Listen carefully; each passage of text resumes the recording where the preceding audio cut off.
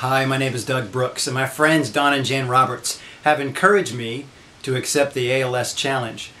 And it's a worthy cause, it's a noble cause, and we need to find a cure for this incurable disease. There are other diseases that we need to find a cure for, things like cancer and HIV, to name a few. But I want to talk to you today about something that affects every one of us. Some disease that affects every person on earth. It's spiritual death. The good news is that there is a cure for that. And the cure is Jesus Christ. And I want to tell you about Him.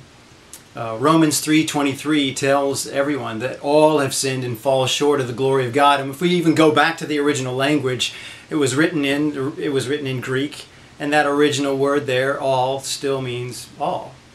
And so as we speak about sin, as we speak about all have sinned and fall short of the glory of God, it begs the question about heaven. And were I to ask most people about heaven, if I were to ask them, do you believe that heaven is a perfect place? You'd probably say yes. If I were to ask most people, are you perfect? Well, if you're being honest, you probably would say no. If I were to ask you, well, if they let you in heaven, would heaven still be perfect? We'd have to answer that, well, no, it wouldn't. And so this begs the question, what do we need to do to reconcile imperfect humanity to perfect God? And the answer is Jesus Christ. Romans 6:23 says that the wages of sin is death. And we're talking about spiritual death here, Romans 6:23. And we talk about wages. Most of us have held a job at one time or another, and we earn wages. We get a paycheck, and those are the wages that we earn. And so the text in Romans tells us that the wages, what we earn for sin, is spiritual death. But the free gift of God is eternal life.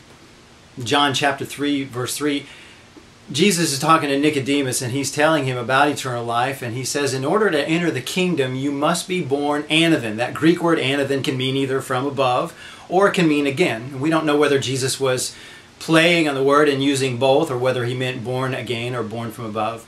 Either way, if you use it that way, then what it talks about is this idea of regeneration. In order to enter the kingdom, you must be regenerated. That permanent part of you, that eternal part of you that lives on, must be regenerated in order for you to enter the kingdom. Well, how does that happen?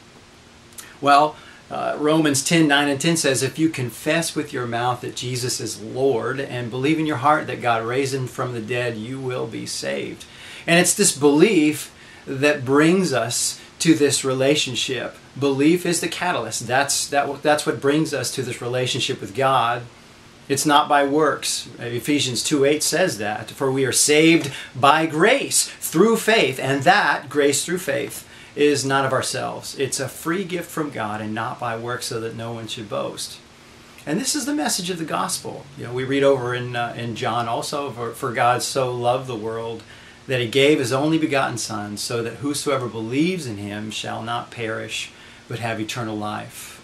And if you believe that, then you're a Christian. There's no prayer you have to pray. You don't have to opt in for anything. It's a matter of just believing that Jesus is God, that He came to earth, He lived a perfect life as a man, shed His own blood voluntarily on the cross as a satisfaction of God's wrath, as an atonement for our sin, rose from the dead to prove who He is, and He's seated at the right hand of power because He's large and in charge.